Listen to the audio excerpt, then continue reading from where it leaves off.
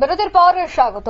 ওয়াকফ আইন নিয়ে যখন দেশ জুড়ে বিরোধীরা সোচ্চার হয়, অন্যদিকে শাসক দল কিন্তু এবার এই ওয়াকফ নিয়ে জনজাগরণ অভিযান চালিয়েছে। ওয়াকফ সংশোধনী কতটা কার্যকরী হবে সংখ্যালঘুদের জন্য, এই বিষয়টা জানাতেই জনজাগরণ অভিযান তারা হাতে নিয়েছে। ঠিক তেমনি দেখা গেল সোনামুড়া মণ্ডলের উদ্যোগে রবীন্দ্রনগর কমিউনিটি হলে ওয়াকফ সংশোধনী জনজাগরণ অভিযান কর্মশালায় বক্তব্য রাখতে গিয়ে ঠিক এই কথাই বললেন বিজেপি প্রদেশ সহ সভাপতি সুবল ভৌমিক। তিনি বলেন, ওয়াকফ বিল নিয়ে বিরোধীরা সংখ্যালঘু অংশের মানুষদের ভুল বোঝাচ্ছে।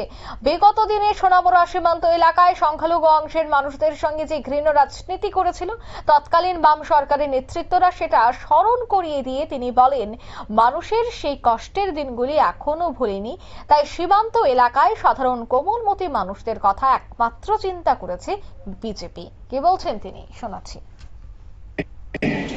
আমাদের ভারতবর্ষে টোটাল 32টি ওয়াকফ বোর্ড রয়েছে। সেখানে আমাদের 23টি আমাদের রাজ্য রয়েছে, পূর্ণাঙ্গ রাজ্য, আর 7টি রয়েছে সেখানে রাষ্ট্র বা রাজ্যটা সেখানে কেন্দ্রীয় শাসিত রাজ্য। সেই সমস্ত রাজ্যগুলোতে ওয়াকফ বোর্ড রয়েছে।